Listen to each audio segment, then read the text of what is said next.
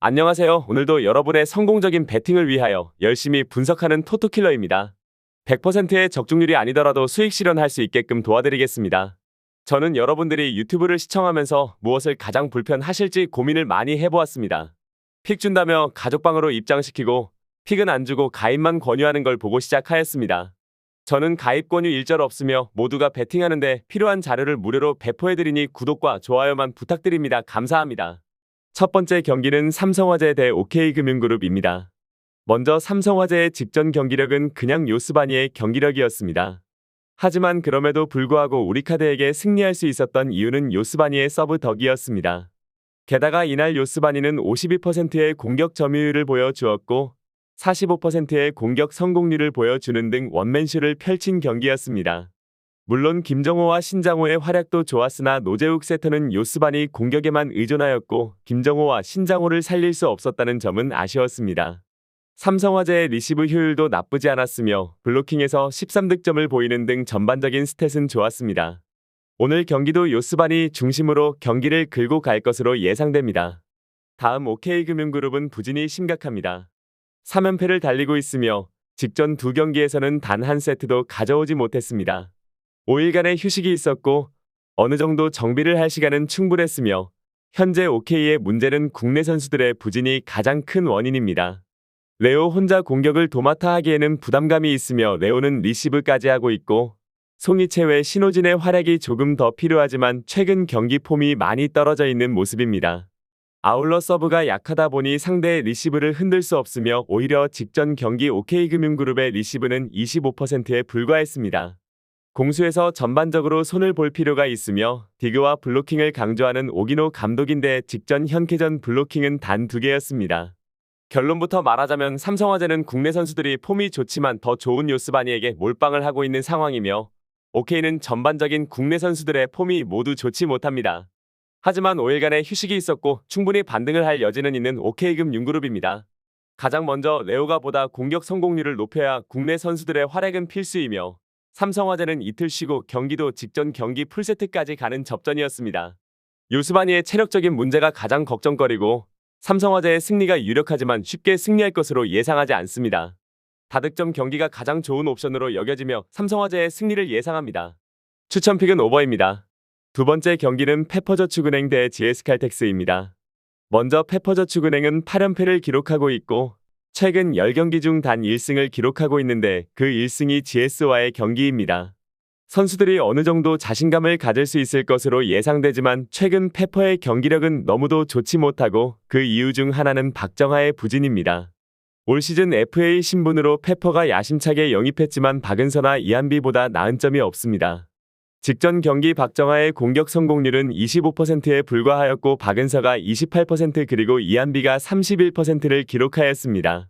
야스민 혼자 공격을 풀어나가고 있으며 현재로서는 마땅한 카드가 없는 상황이며 리시브는 여전히 흔들리고 있어 중앙을 사용하려고 해도 녹록지 않은 상황입니다. 야스민의 점유율을 높여 야스민 몰빵 배구 말고는 대안이 없는 페퍼입니다. 다음 GS칼텍스는 서류 개 경기를 해야 합니다. 직전 라운드에서 페퍼에게 패하면서 체면을 구겼으며 직전 경기 GS는 흥국을 잡으면서 좋은 경기력을 보여주었고 실바와 강소희 그리고 유서연이 안정적인 공격력을 보여주었습니다. 다만 실바가 범실이 많다는 점은 오늘 경기 변수이고 직전 경기 특징은 정대영이 선발로 나오면서 한수지와 정대영 이렇게 노장들이 센터에서 중심을 잡아주면서 경기의 흐름을 가져왔다는 점도 긍정적입니다. 오늘 경기도 정대영의 선발이 예상되며 김지원 세터가 다시 폼을 찾았다는 점 또한 GS에게는 매우 다행스러운 점이고 5일 휴식 후 경기라는 점이 선수들의 컨디션에 조금은 영향을 미칠 것으로 예상됩니다. 결론부터 말하자면 페퍼가 1세트 정도는 가져갈 것으로 예상됩니다. 실바가 범실이 있으며 페퍼의 블로킹이 좋아 GS가 조금은 고전을 할 수 있는 여지는 있지만 페퍼의 현재 경기력으로는 많아야 한 세트 정도 가져갈 것으로 예상될 뿐입니다. GS의 경기력도 조금씩 올라가고 있는 상황에서 페퍼의 승리를 점치기는 무리가 있습니다. 현재 공격 라인에서 GS가 페퍼보다는 많이 앞서는 모습이며 페퍼의 중앙 라인이 살지 못하는 이상 윙어들의 공격 성공률은 제한적일 것으로 예상되는 페퍼입니다. 리시브가 좋지 않은 페퍼가 중앙 공격을 많이 가져가기 힘들며 지는 세트는 스코어 차이가 많이 날 것으로 예상되고 저득점 경기가 예상되며 추천픽은 GS칼텍스의 마인승입니다. 세 번째 경기는 부산 KCC 대 원주 DB입니다. 먼저 부산 KCC는 만족할 수 있는 수준은 아니지만 가동할 수 있는 모든 자원을 활용할 수 있는 상황인 것은 긍정적인 부분입니다. 다만 주축 선수들의 활약이 꾸준하게 이어지지 못하고 있어 예상과 다른 퍼포먼스가 나오고 있습니다. 특히 이승현이 골 밑에서 자리를 잡지 못하는 중이고 시너지를 발휘할 것으로 보였던 최준용 또한 송교창과의 호흡을 맞추지 못하고 있습니다. 접전 상황마다 해결해 줄 수 있는 선수들은 즐비하지만 오히려 합이 맞지 않으며 객관적인 전력이 아래인 팀을 상대로도 접전이 이어집니다. 원주 DB를 상대로도 트랜지션을 활용한 허웅의 활약과 외인 맞대결에서 비교적 많은 실점을 허용하더라도 오히려 공격적인 템포를 유지하며 원주 DB의 국내 선수들을 압박하며 주도권을 쉽게 잃지 않았습니다. 모든 선수들이 나설 수 있는 가운데 원주 DB의 트리플 타워를 상대로는 빅맨들의 트랜지션 등을 활용해 접전 상황을 만들 수 있을 것입니다. 하지만 외곽 맞대결에선 리드를 장담하기 어렵습니다. 물론 허웅이 존재감을 드러낼 수 있겠지만 볼 컨트롤러 역할을 해줘야 할 송교창이 시너지를 발휘하지 못하고 있어 승부처마다 원주 DB의 외곽을 상대로 고전할 가능성이 큽니다. 포스트 강점을 통해 전반전 리드를 잡더라도 후반으로 갈수록 실점이 많아지며 흔들릴 것으로 보입니다. 다음 원주 DB는 김종규가 빠진 상황에서도 골 및 집중력을 더욱 높이며 서울 SK를 잡아낸 것은 긍정적인 부분입니다. 또한 큰 부상이 아니었기에 이번 경기에 복귀하여 힘을 보탤 수 있을 것으로 보이며 무엇보다 두경민의 합류로 더 많은 오펜스 상황을 만들 수 있는 것이 눈에 띕니다. 로슨, 알바노에 이어 외곽에서 활약할 수 있는 주요 자원이 생긴 것이기 때문에 로슨의 볼 컨트롤 능력과 두경민의 클러치 능력이 시너지를 발휘할 수 있습니다. 부산 KCC를 상대로 한 맞대결에서 후반으로 갈수록 포스트 강점을 발휘하며 부산 KCC의 트랜지션을 무력화하는 것에 집중했다면 이번엔 골 및 주도권을 잡지 못하더라도 외곽에서 변수를 만들어낼 수 있습니다. 부산 KCC가 외곽 수비에 큰 약점을 안고 있음을 감안하면 강상재, 로슨이 제공권 싸움과 상대 빅맨들과의 맞대결에서 실점을 최소화한 뒤 세컨 유닛들과 대부분의 선수들이 3점 슛을 시도할 수 있는 팀의 강점을 활용하여 위기 상황마다 도망가는 점수를 만들어낼 수 있을 것입니다. 결론부터 말하자면 부산 KCC가 100%에 가까운 전력을 구사할 수 있지만 원주 DB를 상대로 고전해왔던 지난 맞대결들과 크게 달라지지 않을 것으로 보입니다. 접전 상황을 만들며 원주 DB의 골밑을 공략할 수 있겠지만 클러치 상황마다 외인 맞대결에서 비교적 고전하는 것과 외곽 맞대결에 있어 공격은 안정적으로 풀어갈 수 있어도 수비가 큰 걸림돌이 될 것입니다. 추천픽은 부산 KCC 헨승입니다. 마지막 경기는 수원 KT 대 고양소노입니다. 먼저 수원 KT는 연승 이후 연패와 함께 주요 자원인 허운의 부상까지 겹쳤습니다. 베스와 허운의 투맨 게임이 공격 운영에서 큰 부분을 차지했었는데 이에 대한 공백이 여실히 느껴졌습니다. 정성우가 이 빈자리를 채워야 할 것으로 보이는데 당장 야투 감각이 상승세인 것은 아니라 당분간 가드진의 활약은 하락세가 이어질 수 있습니다.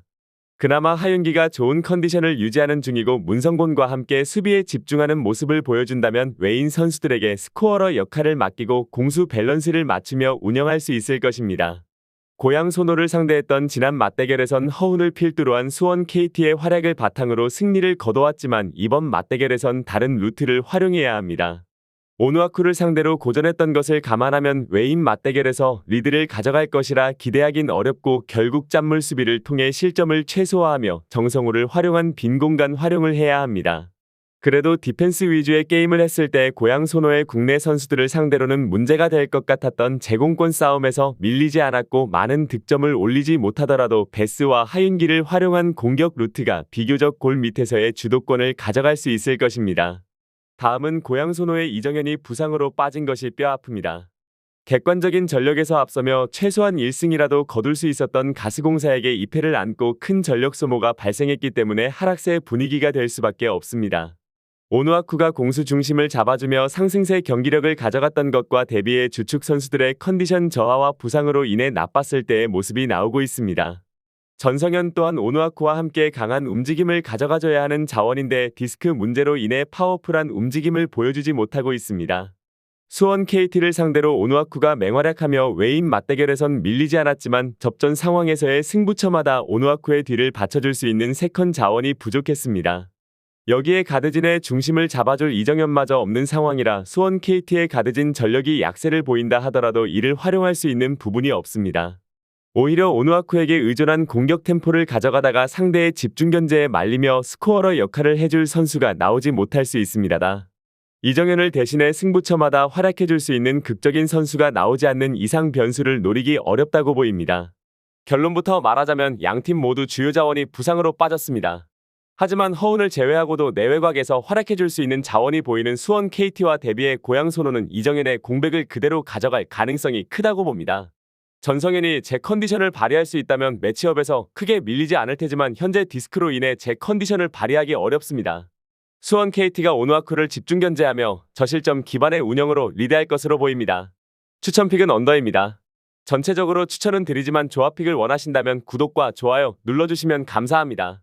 베팅하시는데 도움이 되셨다면 구독과 좋아요 부탁드립니다. 영상 시청해주셔서 감사합니다.